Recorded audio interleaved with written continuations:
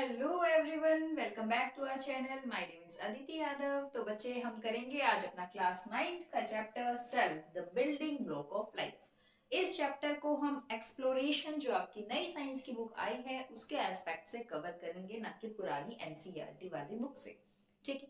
वैसे थोड़ा बहुत ही डिफरेंस है, ज्यादा कुछ डिफरेंस है नहीं। जो एनसीईआरटी की बुक थी उसी में ही कुछ और चीजें इंट्रोडक्शन वगैरह में एड ऑन कर दी गई है। ठीक है। अब देखो यार, सेल सेल से दिमाग का सेल जलता है ना। सेल का मतलब क्या सोचते हो? वो टीवी के रिमोट वाला सेल, एसी के रिमोट वाला सेल, है ना, यही आता है। तो क्या हमारे अंदर भी कोई ऐसा सेल फिट है कि जब हमारी चार्जिंग खत्म हो जाएगी तो या तो हमें रिचार्ज कर दिया जाएगा हमारे अंदर चार्जर फिट करके? ऐसा होता है? नहीं। तो भाई, हम उस सेल की बात नहीं कर रहे हैं, रिमोट वाले सेल की। हम बात कर रहे हैं हमारे वाले सेल की, यानी लिविंग ऑर्गेनिजम्स के अंदर जो सेल प्रेजेंट होता है। जैसे आपको एक बात पता है कि यार घर कैसे बनता है, उसका बेसिक मटेरियल क्या होता है? ईंट, ब्रिक, है ना। ब्रिक होता है। तो ब्रिक्स को ही जोड़ जोड़ के पाइल अप कर करके ही क्या बनती है? एक वॉल बनती है ना। और वॉल से क्या बनता है? रूम बनता है। और रूम्स को कंबाइन करके क्या बनता है? फाइनली आपका घर बनता है। आपके घर में बहुत सारे कमरे होंगे, लेकिन बेसिक रूट लेवल पे जाओगे तो इन कमरों को, इस घर को बनाने के लिए बेसिकली क्या चाहिए था आपको? बेसिकली आपको चाहिए थी ईंट, यानी कि ब्रिक। ऐसे ही हमारी बॉडी में सबसे जो बेसिक फंडामेंटल यूनिट है, लिविंग, हम सिर्फ हमारे नहीं, जितने भी लिविंग ऑर्गेनिजम्स हैं इस पूरे यूनिवर्स में, जितने भी लिविंग ऑर्गेनिज्म है, सबकी बेसिक फंडामेंटल यूनिट, जो उसकी सबकी बेसिक, मतलब उसके बिना तो ऑर्गेनिज्म बन ही नहीं सकता। वो ऐसी चीज, उसे कहते हैं हम सेल। जैसे कि घर बिना ईंट के नहीं बन सकता, ऐसे ही ऑर्गेनिज्म, लिविंग ऑर्गेनिज्म बिना सेल के नहीं बन सकता। यानी सबसे छोटी, सबसे स्मॉलेस्ट फंडामेंटल यूनिट, ठीक है, उसे बोलते हैं बच्चे हम सेल। तो एक तरह के सेल जब आपस में कंबाइन करते हैं और एक ही जैसा फंक्शन परफॉर्म करते हैं तो क्या कहलाते हैं? वो टिश्यू। और जब एक तरह के टिश्यू कंबाइन करते हैं तो वो क्या बनाते हैं? ऑर्गन बनाते हैं। और ऑर्गन्स आपस में कोऑर्डिनेट करते हैं फंक्शंस को, तो क्या बनता है बच्चे? ऑर्गन सिस्टम बनता है। और ऑर्गन सिस्टम्स के बाद फाइनली क्या मिलता है हमें? ऑर्गेनिज्म मिलता है। अब ऐसे समझो कि जो आपका हार्ट का सेल है, दिल, दिल सबके पास है ना, दिल दीवाना, ये वाला जो दिल है आपका, ये वाला दिल, इसके अंदर भी तो सेल होंगे ना। बिल्कुल बेसिक लेवल पर जाएंगे तो क्या प्रेजेंट होंगे? सेल। अब हार्ट के जितने भी सेल्स हैं उन सब का काम क्या है? एक कॉमन फंक्शन क्या है कि ब्लड की पंपिंग करना, ब्लड को पंप करना, पूरी बॉडी में सर्कुलेट करने के लिए ब्लड को पंप करता है, धक धक धड़क धड़क करता है दिल, है ना। तो यानी कि वो धड़क धड़क का काम सारे सेल्स मिलकर के कर रहे हैं। ऐसा तो नहीं है एक अकेला सेल, बहुत सारे सेल्स मिलके वो फंक्शन परफॉर्म कर रहे हैं। तो वो सारे सेल्स, जब हम उन सब सेल्स की एक साथ बात करते हैं तो वो सेल्स क्या कहलाते हैं? टिश्यू कहलाते हैं। एक अकेला सेल यानी इंडिविजुअल, सिर्फ एक सेल की बात करेंगे, उस एक सेल जैसे बहुत सारे सेल्स मिलकर एक सिमिलर फंक्शन परफॉर्म करते हैं तो क्या बनते हैं? वो टिश्यू। जैसे कि आप अगर अपने फ्रेंड सर्कल में से मैं आपको उठाऊं, आप एक इंडिविजुअल पर्सन हो, आप क्या हो? सेल हो। आप क्या हो? सेल हो। लेकिन आपके दोस्त कैसे बनेंगे? जो आपके जैसी सोच रखेंगे, है ना। दोस्ती किन से होती है? उन्हीं से ही तो होती है जिनके साथ हमारी वाइब मैच करती है ना। अब आपकी वाइब भी आप जैसे बंदों के साथ मैच करेगी। तो आप लोग एक साथ, एक जैसी वाइब के लोग मिलके क्या बनाते हो? फ्रेंड सर्कल बनता है, गैंग बनती है आप लोगों की, है ना। तो इसी तरह से सेल होता है बेसिक इंडिविजुअल यूनिट। अब उन एक जैसे सेल्स मिल करके जब सिमिलर फंक्शंस परफॉर्म करते हैं तो वो क्या बन जाते हैं बच्चे? टिश्यू। और जब टिश्यू मिल करके क्या बनाते हैं? हमारा ऑर्गन। ठीक है। यानी एक हार्ट का एक सेल, उस सेल जैसे बहुत सारे सेल्स मिले और सिमिलर फंक्शन, धड़क धड़क वाला फंक्शन परफॉर्म करना शुरू किया तो क्या बन गया? वो टिश्यू। ठीक है। अब वो टिश्यू मिलके क्या बनाएंगे? हमारा ऑर्गन बनाएंगे, हार्ट बनाएंगे। अब एक बात बताओ, क्या सिर्फ और सिर्फ हमारी बॉडी में ब्लड को सर्कुलेट करने के लिए हार्ट इनफ है? क्या दिल होना ही इनफ है? मान लो लंग्स ना हो, भाई लंग्स नहीं होगी तो ऑक्सीजन और कार्बन डाइऑक्साइड, दिल का काम ही क्या है कि पूरी बॉडी में ऑक्सीजन कार्बन डाइऑक्साइड का सर्कुलेशन कर रहा है, और भी न्यूट्रिएंट्स वगैरह का सर्कुलेशन हो रहा है। ठीक है। लेकिन मेनली जो ऑक्सीजन CO2 सर्कुलेट कर रही है वो आ कहां से रही है? कहां से आ रही है? लंग्स, हम सांस ले ना, सांस छोड़ रहे हो, सांस ले रहे हो।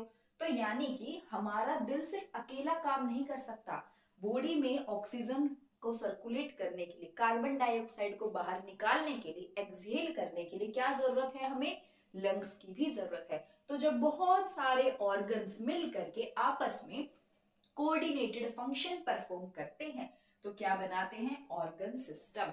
और वही ऑर्गन सिस्टम से फाइनली क्या बनता है, हमारा एक ऑर्गेनिज्म, जैसे कि मैं हूं आपके सामने, आप हैं, है ना। तो यानी कि बेसिक यूनिट क्या थी, सेल। एक जैसे cells, group of similar cells, एक जैसे सेल्स लगभग जो एक जैसे हैं परफॉर्म करते हैं सिमिलर सा फंक्शन, और उन्हें क्या बोलते हैं, हम टिश्यू बोलते हैं।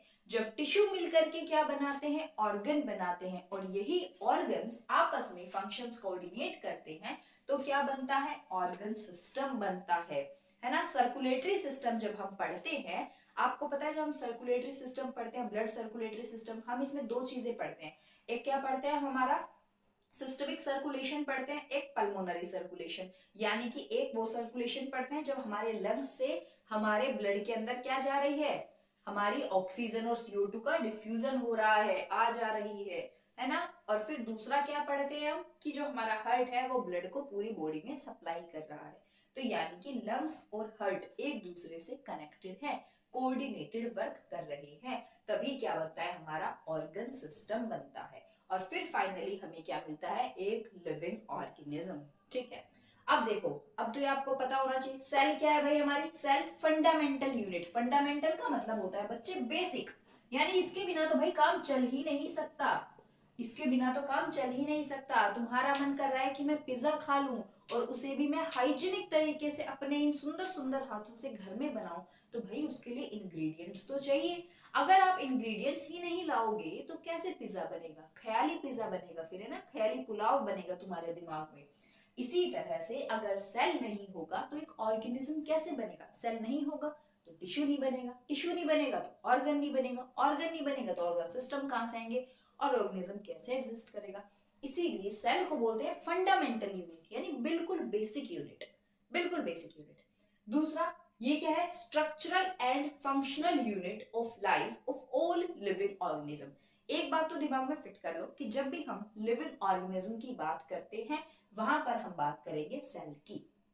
ठीक है, दूसरा स्ट्रक्चरल यूनिट कैसे है, यानी कि मैं जो आपको अपने सामने दिख रही हूं, मेरे भी तो बॉडी में बहुत सारे सेल्स हैं, उन्हीं सेल्स से मिलकर ही तो मेरी बॉडी का स्ट्रक्चर बना है।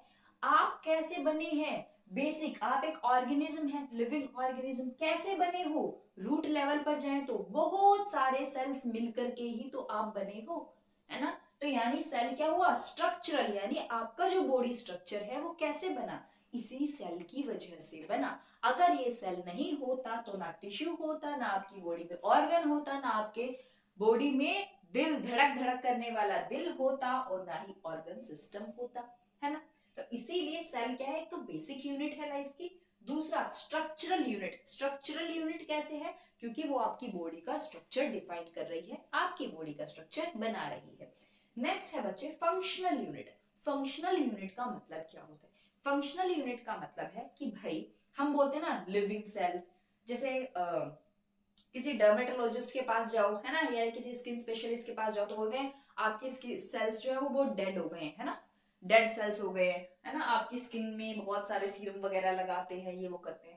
तो डेड सेल्स का मतलब क्या है, यानी कि वो अपने आप को सरवाइव करने के लिए, जिंदा रख पाने के लिए फंक्शन नहीं कर पा रहे थे पूरे परफॉर्म, है ना। तो जो सेल होता है, सेल फंक्शनल यूनिट है, इसका मतलब हमारी बॉडी का हर एक सेल सर अपने आप को जिंदा रखने के लिए, सरवाइव करने के लिए जो भी फंक्शंस की रिक्वायरमेंट है वो फंक्शंस परफॉर्म कर पा रहे हैं।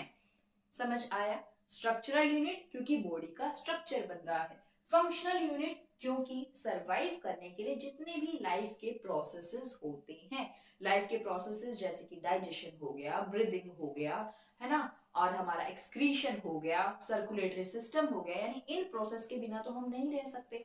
सांस नहीं लोगे तो भी खत्म मामला, खाना नहीं खाओगे तो भी खत्म, है ना, सर्कुलेशन नहीं होगा, धड़क धड़क रुक जाएगा तो भी खत्म, एक्सक्रीशन नहीं होगा तो बिल्कुल गए काम से।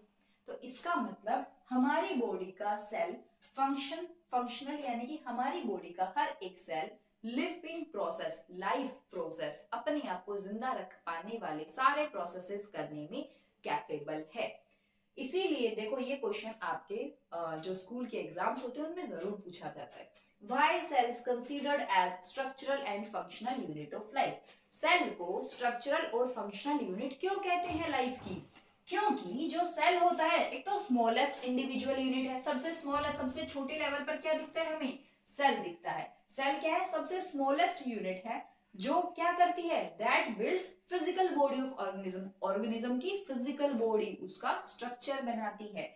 और सारे वाइटल, वाइटल का मतलब इंपॉर्टेंट, जितने भी लाइफ के फंक्शंस यानी सरवाइव करने के लिए, जिंदा रहने के लिए जितने भी फंक्शंस परफॉर्म करने पड़ते हैं वो सारे फंक्शंस हर एक सेल परफॉर्म कर पाता है। अगर किसी गड़बड़ी से वो सेल फंक्शन परफॉर्म नहीं कर पा रहा है तो वो सेल क्या हो जाएगा? डेड हो जाएगा, वो सेल मर जाएगा। ठीक है। अब जो आपकी एक्सप्लोरेशन बुक है पुरानी एनसीईआरटी में, ये जो मैं इंट्रोडक्शन वाला पार्ट कराऊंगी ये नहीं है, ये सिर्फ और सिर्फ नई एक्सप्लोरेशन बुक में आया है, तो उसी के हिसाब से हम पढ़ेंगे। ठीक है भाई, आपकी जो एक्सप्लोरेशन बुक है वो कहती है कि जो लाइफ है, पहली लाइफ जो ओरिजिनेट हुई थी, यानी सबसे पहली लाइफ कहाँ बनी थी? वाटर में, पानी में बनी थी सबसे पहली लाइफ। ये क्वेश्चन पूछा जा सकता है एमसीक्यू की फॉर्म में कि फर्स्ट लाइफ कहाँ ओरिजिनेट हुई थी? वाटर में, सॉइल में, कहाँ पे ओरिजिनेट हुई थी? वाटर में। ठीक है, तो पानी में। और पानी में भी कहा, इन्होंने कहा स्मॉल पूल्स, छोटे छोटे पूल, जैसे तालाब हो गया है ना, इस तरह के छोटे छोटे पूल्स में बनी थी विद चेंजिंग कंडीशन, यानी जैसे जैसे कंडीशन चेंज हुई वैसे वैसे नई लाइफ आई। और सिर्फ ओशियंस में ही नहीं। अब एक बात बताओ, क्या ऐसा पॉसिबल है कि मान लो जहां भी तुम्हारे आसपास कोई नदी हो, कोई तालाब हो, बहुत छोटा सा तालाब हो, पूल हो, अगर उसका हमारे एटमोस्फेयर में टेम्परेचर बहुत ज्यादा हाई हो जाए, टेम्परेचर बहुत ज्यादा हाई हो जाए तो क्या होगा? वाटर इवेपोरेट करना शुरू कर देगा ना, वाटर का इवेपोरेशन होगा। तो ऐसा होता है ना कि गर्मियों में तालाब सूख जाते हैं, बहुत ज्यादा गर्मी पड़ेगी, बारिश नहीं आएगी तो तालाब क्या करेंगे? सूख जाएंगे। ठीक है, तो यानी तालाब सूख जाते हैं। लेकिन क्या ऐसा सुना है कि समुद्र सूख गए हो, अरेबियन सी सूख गया हो? ऐसा तो नहीं होता। तो इसीलिए बोला है कि लाइफ ओरिजिनेट कहाँ हुई? स्मॉल पूल्स में, क्योंकि स्मॉल पूल्स के अंदर कंडीशंस चेंज की जा सकती हैं। अगर टेम्परेचर बहुत ज्यादा हाई हो गया तो पूल का पानी इवेपोरेट हो जाएगा, पूल सूख जाएगा। ठीक है, अब वहां पर सिर्फ वो स्पीशीज रह पाएंगी, वो ऑर्गेनिज्म सरवाइव कर पाएंगे जो सूखी कंडीशन में रह सकते हैं जिंदा। ठीक है, अब फिर से बारिश आ जाएगी तो अब वो नए ऑर्गेनिज्म आ जाएंगे जो पानी में आराम से रह सकते हैं। लेकिन ऐसा तो नहीं होता। ओशियन के अंदर कितनी भी तुम धूप गिर लो, कितनी भी बहुत ज्यादा हाई टेम्परेचर कर लो, क्या ऐसा होता है कि ओशियन, समुद्र सूख गए हो? ऐसा तो नहीं होता है ना। तो इसीलिए लाइफ कहाँ ओरिजिनेट हुई? वाटर में। और वो भी वाटर में भी कहाँ? स्मॉल पूल्स में, छोटे छोटे पूल्स में, जैसे कि तालाब वगैरह में, लेक में, पॉन्ड में, इनमें। कैसे? With changing condition. जैसे कि एग्जांपल देखो भाई, मान लेते हैं ये क्या है? हमारा एक पॉन्ड है, एक तालाब है। ठीक है, अब ये जो पॉन्ड है इसके आसपास का मान लेते हैं जिस एरिया में ये पॉन्ड है वहां पे अचानक से टेम्परेचर क्या हो गया? हाई हो गया, कंडीशंस चेंज हो रही हैं, एटमॉस्फेरिक कंडीशन। टेम्परेचर क्या हो गया? बहुत ज्यादा हाई हो गया। हाई टेम्परेचर होने से क्या हो जाएगा? तालाब का पानी सूख जाएगा। पहले इस तालाब में वो एक्वेटिक एनिमल्स रहते थे, फिश वगैरह रहती थी जो पानी में रह सकती है। अब तालाब का पानी सूख गया है तो क्या बताओ, फिश सरवाइव कर पाएगी? जिंदा रह पाएगी? नहीं रह पाएगी, फिश मर जाएगी। तो अब उस तालाब, सूखे हुए जो तालाब है उसके अंदर क्या सरवाइव कर सकता है? वो ऑर्गेनिज्म जिंदा रह सकते हैं जो सूखे में सरवाइव कर पाते हैं। ठीक है, और मान लेते हैं सूखे में सरवाइव कर गए, नई स्पीशी आ गई। फिर से मान लो बहुत भयंकर तेज बारिश आई और उस तालाब के अंदर पानी फिर से भर गया, तो अब क्या होगा? अब फिर से मछलियां वहां सरवाइव कर पाएंगी। अब वो ऑर्गेनिज्म डिसअपियर होना शुरू हो जाएंगे जो सूखे में सरवाइव कर सकते थे। जैसे मैं आपको बोल दूं कि बस अब धरती पे इतना खाना बचा है कि जितना भी खाना है वो सारा का सारा बहुत स्पाइसी खाना है, बहुत मिर्च मसाले वाला खाना है। तो आप में से सिर्फ वही लोग उस खाने को खा पाएंगे जो लोग स्पाइसी खाने की हैबिट रखते हो, है ना, जो हैबिचुअल हो, जो नॉर्मली खाते हो स्पाइसी खाना। लेकिन जो इतना स्पाइसी नहीं खाते, नॉर्मल सा स्पाइस खाते हैं, ठीक है, तो वो क्या कर पाएंगे? क्या वो स्पाइसी खाने पे सरवाइव नहीं कर पाएंगे? नहीं, वो डिसअपियर होना शुरू हो जाएंगे। अब कौन लोग इवोल्व करेंगे? जो स्पाइसी खाना खाते हैं। फिर मैंने कह दिया कि नहीं, अब स्पाइसी खाना खत्म हो गया है, अब मीठा खाना आ गया है, सिर्फ और सिर्फ स्वीट डिशेस खाएंगे, अब स्वीट्स खाएंगे ना, मिठाई वगैरह खाएंगे। तो जो लोग स्पाइसी खाने पे सरवाइव करते थे अब वो डिसअपियर होना शुरू हो जाएंगे। अब वो नई स्पीशीज आ जाएंगी जो सिर्फ मीठे खाने पे सरवाइव कर सकती है। समझ आया? कोई भी डाउट हो तो प्लीज बताना।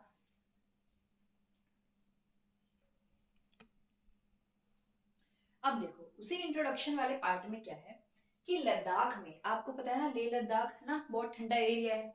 तो लद्दाख में एक वैली है जिसका नाम है पूगा। लद्दाख में पूगा वैली है, आसपास का एरिया लद्दाख में सारा क्या है, बहुत ठंडा है।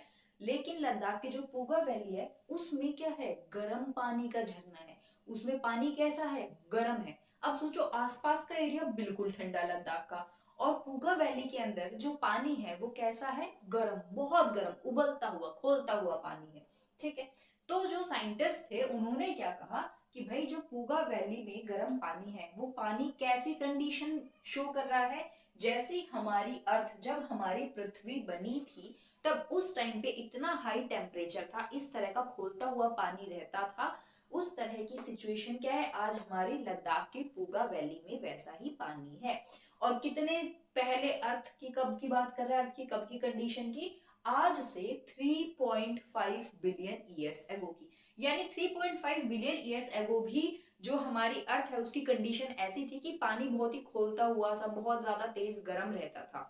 ठीक है। लेकिन आज तो जैसे जैसे ईयर्स पास ऑन होते चले गए क्या हुआ, नॉर्मल वेदर, नॉर्मल टेम्परेचर हो गया हमारी अर्थ का। लेकिन लद्दाख की पूगा वैली के अंदर आज भी जो पानी है वो बहुत ही खोलता हुआ, बहुत ज्यादा गर्म पानी है।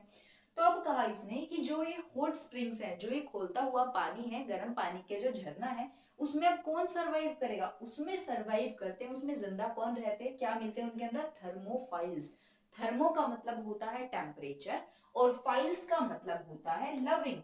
यानी कि वहां पर वो ऑर्गेनिजम्स, उस पूगा वैली के हॉट स्प्रिंग में, गर्म पानी में, वो ऑर्गेनिज्म मिलते हैं जो गर्म पानी से प्यार करते हैं, यानी जो गर्म पानी में सरवाइव कर पाते हैं। और वो कौन से ऑर्गेनिज्म होते हैं जो गर्म पानी में सरवाइव कर पाते हैं बच्चे, वो होते हैं आपके यूनिसेल्युलर बैक्टीरिया, यानी कि बैक्टीरिया होते हैं। अब यूनिसेल्युलर का मतलब समझ लो, अभी जैसे मैंने आपको बताया था कि हर एक लिविंग ऑर्गेनिज्म सेल से बना है। ठीक है। अब ऑर्गेनिज्म को सेल के बेसिस पर बच्चे हम डिवाइड करते हैं यूनिसेल्युलर और मल्टी सेल्युलर में।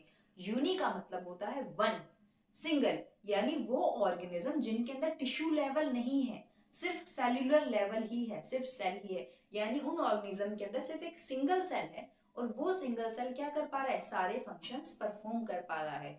इसी वजह से हमने क्या बोला था, सेल को फंक्शनल यूनिट, यानी वो एक सिंगल सेल उस बैक्टीरिया का स्ट्रक्चर भी बना रहा है। ऑब्वियसली स्ट्रक्चर बनाए तभी वो सरवाइव कर पा रहा है, और वो एक सिंगल सेल सरवाइव करने के लिए, जिंदा रहने के लिए सारे फंक्शंस भी परफॉर्म कर पा रहा है। इसीलिए सेल को क्या कहा गया था, structural and functional unit of life. ठीक है। यूनिसेलुलर वो ऑर्गेनिज्म होते हैं जिनकी बॉडी सिर्फ एक सेल से बनी है, सिर्फ एक सेल, ना कोई टिश्यू है, ना ऑर्गन है, ना धड़क धड़क करने वाला दिल है, ना ऑर्गन सिस्टम है, कुछ नहीं है। ठीक है। और मल्टी सेल्युलर वो ऑर्गेनिज्म है जिनकी बॉडी बहुत सारे सेल से बनी है, जैसे कि अपना ही एग्जांपल हो, हमारी बॉडी में पता नहीं ना जाने कितने सेल्स होंगे, मिलियंस, ट्रिलियंस, बिलियन सेल्स होंगे। ठीक है। तो लद्दाख में पूगा वैली है, लद्दाख का आसपास का एरिया कैसा है, ठंडा। पूगा वैली में कैसा पानी है, बहुत गर्म पानी है। तो उस गर्म पानी की कंडीशन कैसी है, आज से जब पृथ्वी बनी थी हमारी 3.5 बिलियन ईयर्स एगो, हमारी अर्थ पे जैसी सिचुएशंस थी, जैसा टेम्परेचर था, जिस तरह का पानी होता था, जिस तरह की कंडीशंस थी, वो सारी की सारी पूगा वैली के उस गर्म पानी के झरने में है, गर्म पानी में है। लेकिन सवाल उठता है कि अब उस गर्म पानी में रहता कौन है, गर्म पानी में रहते हैं आपके थर्मोफाइल्स। थर्मोफाइल्स वो बैक्टीरिया होते हैं जो गर्म पानी से प्यार करते हैं, यानी उसमें वो सरवाइव कर पाते हैं। वो कौन से बैक्टीरिया है, यूनिसेल्युलर बैक्टीरिया, यानी वो बैक्टीरिया जिनकी बॉडी किससे बनी है, सिंगल सेल से। वैसे सारे ही बैक्टीरिया यूनिसेल्युलर होते हैं। ओके। अब नेक्स्ट देखो, फिर उसके बाद है फाउंडेड बाय, यानी बीरबल साहनी इंस्टीट्यूट है लखनऊ में। ठीक है। वहां के कुछ साइंटिस्ट थे, उन्होंने क्या कहा कि भाई ये जो गर्म पानी का झरना है ना, जो गर्म पानी बह रहा है, इसमें से भाप निकल रही है, स्टीम निकल रही है, और उस भाप ने पता है क्या किया, आसपास एक लेयर बना ली। और किस चीज की लेयर बनी है वो, कैल्शियम कार्बोनेट की लेयर मिली है। इस गर्म पानी, मान लो यहाँ से गर्म पानी बह रहा है ना, तुम्हारे सामने से गर्म पानी बह रहा है, उसके आसपास जो लेयर दिखी साइंटिस्ट को, वो लेयर कैसी दिखी, वो लेयर दिखी कैल्शियम कार्बोनेट की लेयर। ये कैल्शियम कार्बोनेट की लेयर क्या कर रही है, जो यूवी रेज आ रही है हमारी सन से, उन यूवी रेज से प्रोटेक्ट कर रही है यहाँ रहने वाले ऑर्गेनिजम्स को। अगर तुम्हारे आसपास कोई मैं बहुत बड़ी सी प्रोटेक्शन लेयर बना दूं, तो क्या बाहर से कोई भी चीज तुम्हें अफेक्ट कर पाएगी? अब मान लो आप अपने घर में आराम से मस्त एसी चला के सो रहे हो, तो बाहर चाहे कितनी भी गर्मी पड़े, तुम्हें क्या फर्क पड़ेगा, तुम तो आराम से मस्त एसी में सो रहे हो, नहीं पड़ेगा, है ना? तो इसी तरह से कैल्शियम कार्बोनेट की लेयर एक प्रोटेक्शन का काम करती है इस हॉट स्प्रिंग में रहने वाले ऑर्गेनिजम्स के लिए। ठीक है, अब इससे क्या होगा, ये जो रैपिड फॉर्मेशन हुआ है कैल्शियम कार्बोनेट की लेयर का, ये हेल्प करती है क्या, ऑर्गेनिजम्स को प्रोटेक्ट करती है यूवी रेडिएशन से जो हमारी सनलाइट से आती है।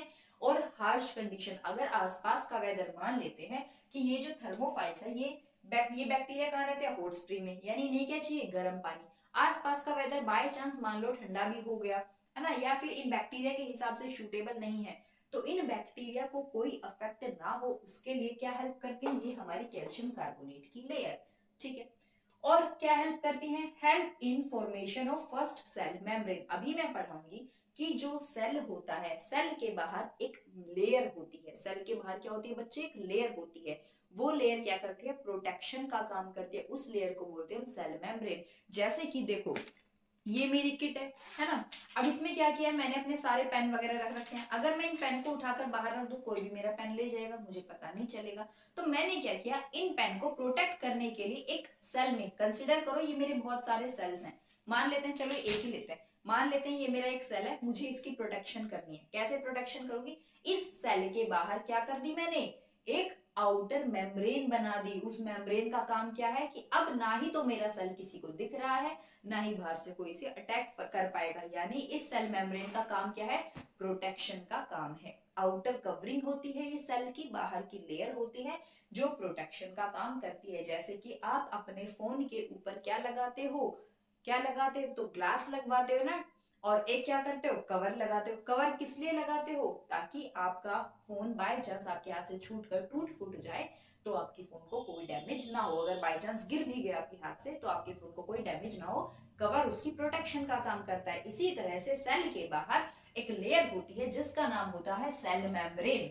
ठीक है, वो सेल की प्रोटेक्शन का काम करती है। तो यही जो कैल्शियम कार्बोनेट की जो लेयर थी, इसने हेल्प की किसके, फर्स्ट सेल मेम्ब्रेन के फॉर्मेशन में। कैसे हेल्प की, बाहर से अगर यूवी रेडिएशंस अफेक्ट नहीं कर पा रही हैं हमारे वहां ऑर्गेनिज्म जो सर्वाइव कर रहे हैं, तो आराम से उनके सराउंडिंग में सेल मेम्ब्रेन डेवलप हो गई, बाहर की एनवायरमेंटल कंडीशन का कोई इंपैक्ट नहीं हुआ। ठीक है, अब नेक्स्ट टॉपिक है बच्चे आपका limit of resolution. Limit of resolution का मतलब क्या होता है, हम बात करेंगे ह्यूमन आई के कॉन्टेक्स्ट में। ठीक है, ability to see two close objects as separate, यानी कि हमारी आंखों की अबिलिटी, क्षमता कि हम दो अलग अलग, दो क्लोज, दो सिमिलर से ऑब्जेक्ट को अलग अलग देख पाए। अभी समझाती हूँ, देखो, human eye can distinguish objects if they are 0.1 mm apart. देखो, मैंने क्या किया, मान लेते हैं इस एरिया में मैंने क्या किया, ये जो दो डॉट्स बनाए, ये काफी दूर दूर डॉट्स बना दिए। आपको क्या दिख रहा है, ये दोनों डॉट्स दिख तो एक जैसे रहे, लेकिन आप उन्हें इजीली डिस्टिंग्विश कर पा रहे हो कि ये दोनों क्या है, अलग अलग है। ठीक है, लेकिन अगर मैं इन डॉट्स को बिल्कुल पास पास बना दूं, ठीक है, अगर इन डॉट्स को बिल्कुल पास पास बना दूं और उनके बीच का डिस्टेंस 0.1 mm, 0.1 मिलीमीटर से भी कम डिस्टेंस कर दूं, इन दो डॉट्स के बीच का डिस्टेंस 0.1 मिलीमीटर से भी कम कर दूं, तो हमारी ह्यूमन आई इन दोनों डॉट्स को अलग अलग डिस्टिंग्विश नहीं कर पाएगी। उसे कैसा दिखेगा, एक ही दिखेगा, ऐसे लगेंगे ये दो डॉट्स अलग नहीं है, एक ही डॉट है। तो यानी लिमिट ऑफ रेजोल्यूशन क्या हुआ, वो फाइनल, यानी कि वो मिनिमल पॉइंट हमारा, कि बस अगर 0.1 mm है या उससे ज्यादा का डिस्टेंस है, तो हमारी आई दो डॉट्स को, दो क्लोज ऑब्जेक्ट्स को सेपरेट कर पाती है, अलग अलग देख पाती है। लेकिन अगर इन्हीं मटेरियल, इन्हीं क्लोज ऑब्जेक्ट्स, ये जो सिमिलर से जो ऑब्जेक्ट्स दिख रहे हैं, उनके बीच का डिस्टेंस अगर मैं 0.1 mm से कम कर दूं, तो हमारी जो आई है वो अलग अलग इन दो क्लोजली ऑब्जेक्ट्स को देख नहीं पाएगी। ऐसा लगेगा कि मैंने यहाँ दो डॉट्स नहीं, मैंने यहाँ एक ही डॉट ड्रॉ कर दिया है। ठीक है, तो लिमिट ऑफ रेजोल्यूशन क्या हुई 0.1 mm। आपसे कोई पूछे लिमिट ऑफ रेजोल्यूशन क्या है, तो यानी कि 0.1 mm से ज्यादा का डिस्टेंस हुआ या 0.1 mm का डिस्टेंस हुआ तो मैं दो क्लोजली एक जैसे दिखने वाले ऑब्जेक्ट को अलग अलग देख पाऊंगी। ठीक है, लेकिन अगर 0.1 mm से कम का डिस्टेंस हुआ, दो चीजों को, दो ऑब्जेक्ट को मैंने बिल्कुल पास रख दिया 0.1 mm के डिस्टेंस से भी कम डिस्टेंस में, तो मैं उन चीजों को, मेरी आई जो है उन चीजों को अलग अलग सेपरेट नहीं देख पाएगी। उसे, हमारी आई को ऐसा लगेगा कि वो चीजें क्या है, एक ही है, एक दूसरे में मर्ज हैं। ठीक है,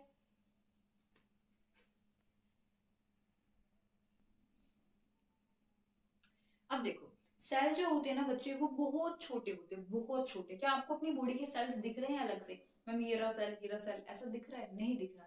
यानी कि सेल क्या होते हैं, हम नॉर्मली अपनी आंखों से सेल्स को नहीं देख सकते, वो इतने छोटे होते हैं। तो अब उनको देखने के लिए अब पता कैसे चला भाई हमें सेल इतने छोटे होते हैं मैम? तो हम देख ही नहीं पाते तो नॉर्मल आंखों से, तो फिर किसने देखा इन सेल को? तो भाई सेल को देखने के लिए हमें जरूरत पड़ती है माइक्रोस्कोप की। ठीक है, सेल को देखने के लिए हमें क्या जरूरत पड़ती है, माइक्रोस्कोप की जरूरत पड़ती है। देखो मैंने कोशिश पूरी की है माइक्रोस्कोप बनाने की। ठीक है, देखो सबसे पहले क्या होता है माइक्रोस्कोप में, यहां से झांकते हैं हम, ऐसे माइक्रोस्कोप है ना, ऐसे ऐसे देखते हैं यहाँ पे। तो ये क्या होता है, जहां से हम देखेंगे ऊपर, सबसे ऊपर होता है आई पीस। क्या होता है, आई पीस, यानी हमारी आंख जहां से ऐसे देखते हैं, इसके अंदर ये होता है आई पीस। ये क्या होती है, ट्यूब सी, लंबी सी ट्यूब, ये होती है बॉडी ट्यूब। माइक्रोस्कोप को ऐसे पकड़ के देखा है कभी आपने? ये क्या होता है, हैंडल, जहां से माइक्रोस्कोप को उठाते हैं। ठीक है, ये नीचे क्या प्रेजेंट है, माइक्रोस्कोप का बेस। ठीक है, अब ये क्या प्रेजेंट है, बेस के ऊपर ये छोटा सा क्या बना है मैम, ये होता है लाइट सोर्स या फिर मिरर। आपने नोटिस किया होगा जब भी आपके स्कूल के अंदर माइक्रोस्कोप से आपको कोई भी स्लाइड वगैरह दिखाई जाती है, तो टीचर क्या करता है, ये इंश्योर करता है कि भाई आसपास प्रॉपर लाइटिंग हो, या फिर वो विंडो के पास जाकर माइक्रोस्कोप को रखेगा। अगर विंडो के पास नहीं रख रहा है तो ये इंश्योर करेगा कि रूम में बहुत अच्छी सी लाइटिंग हो। अंधेरे में कभी भी आपको स्लाइड नहीं दिखाई जाती। क्यों नहीं दिखाई जाती? क्योंकि लाइट क्या करती है, या तो इसमें से लाइट, यहाँ पे बटन होता है, स्विच होता है, उसको ऑन करो, यहाँ से लाइट आएगी और यहाँ पर स्लाइड रखी जाती है, किसके ऊपर, स्टेज के ऊपर। स्लाइड रखने वाला जो होता है इसको बोलते हैं हम स्टेज।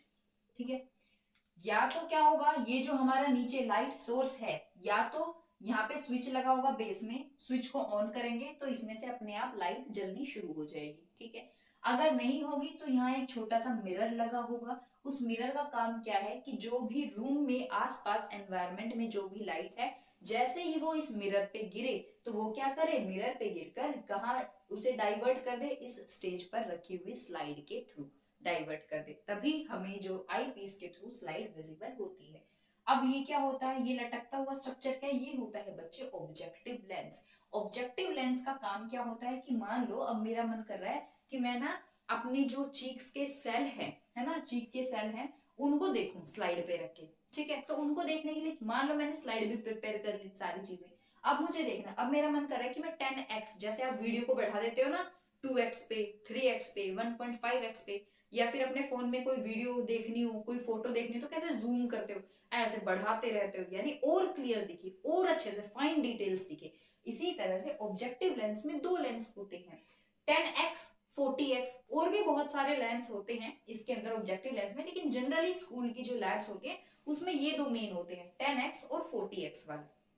ठीक है, 10x का मतलब 40x के कंपैरिजन में 10x जूम किया आपने, यानी कि आपको अच्छे से क्लियर दिखाई दिया सेल। ठीक है, अब आपने 40x यानी आपने और जूम कर दिया तो आपको सेल के अंदर का और अच्छे से स्ट्रक्चर दिखाई देगा। तो ऑब्जेक्टिव लेंस का काम क्या है, मैग्नीफाई करना, यानी साइज को बढ़ा देना। वो हमारे ऊपर डिपेंड है कि हम 10x लेंस से देख रहे हैं या हम 40x लेंस से देख रहे हैं। बच्चे जो आई पीस है और जो ऑब्जेक्टिव लेंस है, इनमें कौन सा लेंस लगा हुआ है, हमेशा याद रखना, इसमें होता है कॉन्वेक्स लेंस। इसमें कौन सा लेंस होता है, कॉन्वेक्स लेंस। कॉन्वेक्स लेंस क्यों होता है, क्योंकि कॉन्वेक्स लेंस क्या होता है बच्चे, कॉन्वेक्स लेंस कन्वर्जिंग लेंस होता है। कॉन्वेक्स लेंस कैसा लेंस होता है, कन्वर्जिंग लेंस होता है, यानी कि इस स्लाइड से आने वाली जितनी भी लाइट रेज है उन सबको कन्वर्ज कर देगा, उन सबको मिला देगा एक पॉइंट पर, और फिर हमें वो स्लाइड विजिबल होती है। ठीक है। तो माइक्रोस्कोप का मेन काम क्या हुआ, मैग्नीफाई करना ऑब्जेक्ट को, यानी कि ऑब्जेक्ट के साइज को बढ़ा देना, ताकि हमें ऑब्जेक्ट क्लियरली दिखाई दे, साफ साफ अच्छे से फाइन डिटेलिंग दिखाई दे। दूसरा क्या है, रेजोल्यूशन। रेजोल्यूशन का मतलब अच्छी क्लैरिटी के साथ चीजें दिखाई दे। एक आपको धुंधला धुंधला दिखाई दे, ब्लर्ड विजन हो, और एक अच्छी क्लैरिटी के साथ क्लियर विजन हो। तो ऑब्वियसली क्लियर विजन देखने के लिए ही तो हम माइक्रोस्कोप का यूज करते हैं। अब आपके जो स्कूल लैब्स में माइक्रोस्कोप यूज किया जाता है बच्चे, वो होता है लाइट माइक्रोस्कोप।